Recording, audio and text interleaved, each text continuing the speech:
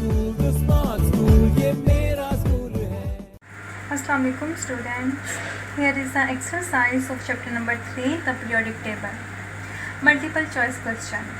आपको एक स्टेटमेंट दी गई है, साथ में 4 ऑप्शन बताए गए हैं. जो ऑप्शन आपको ठीक लगता है उसको आपने सर्कल करना है. ठीक है. Statement 1. An element is made up of only one type of atom. ठीक है. एटम एलिमेंट कैसे बनता है? जिसमें एक जैसे एटम प्रेजेंट हो. Statement 2. What is the chemical symbol for iron? Iron का केमिकल सिंबल फेरस. ठीक है. सॉरी, फेरम, जो इसके ग्रीक वर्ड से ड्राइव हुआ था, आई थिंक सो. सॉरी, उसके लैटिन नेम से ड्राइव हुआ था फेरम. ठीक है. Statement 3. All atoms are thought to be made up of a nucleus surrounded by a cloud of. मतलब जितने भी एटम्स हैं उसके to be made up of nucleus से बने हैं, surrounded by a cloud. Nucleus और साथ में उनके इर्द गिर्द क्लाउड में कौन होता है? इलेक्ट्रॉन्स. ठीक है. क्योंकि प्रोटॉन्स और न्यूट्रॉन्स तो न्यूक्लियस में होते हैं और इलेक्ट्रॉन उसके सराउंडेड में होते हैं. ठीक है. तो right answer is electrons.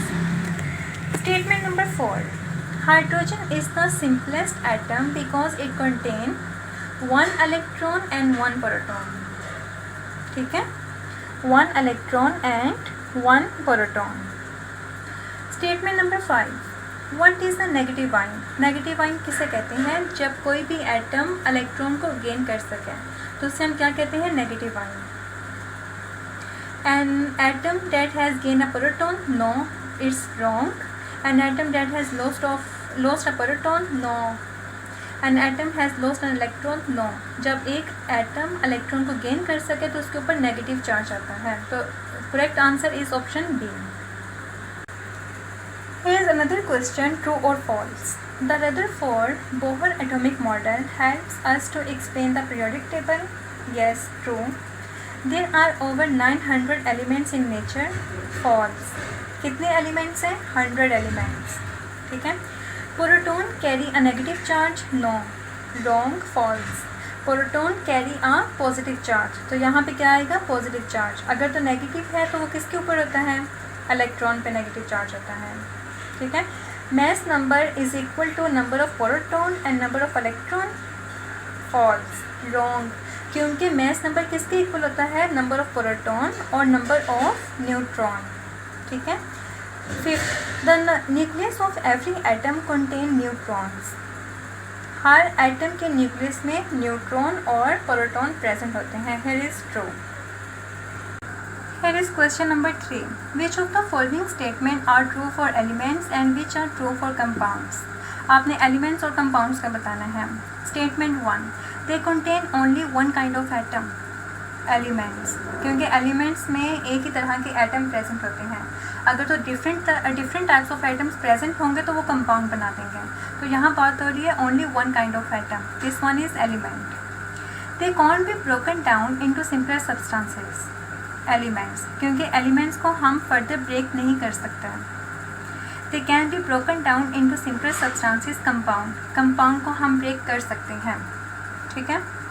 4th statement. They consist of different atoms in fix proportion.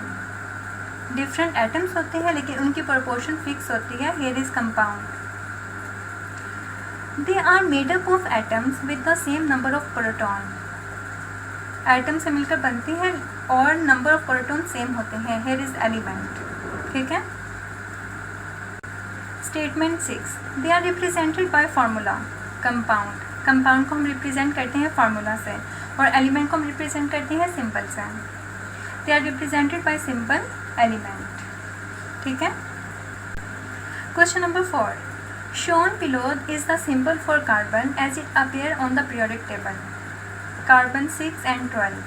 आपको एक सिंबल दिखाया गया है कार्बन का जो कि पीरियोडिक टेबल में अपीयर है. ठीक है. Atomic number is 6 and atomic mass is 12. What is the mass number of carbon? Carbon का मास नंबर क्या है? 12.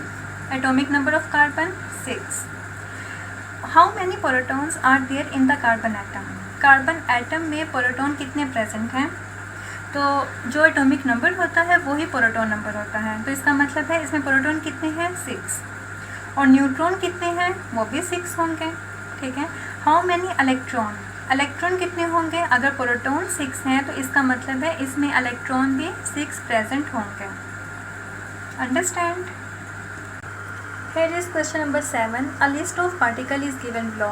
Sodium ion, oxygen, aluminium, methane, nitrogen and chlorine. From the list select. Option A. 2 atoms. आपने 2 atom select करने इस list में से वो 2 atom कौन कौन से हैं, एल्यूमिनियम और नाइट्रोजन।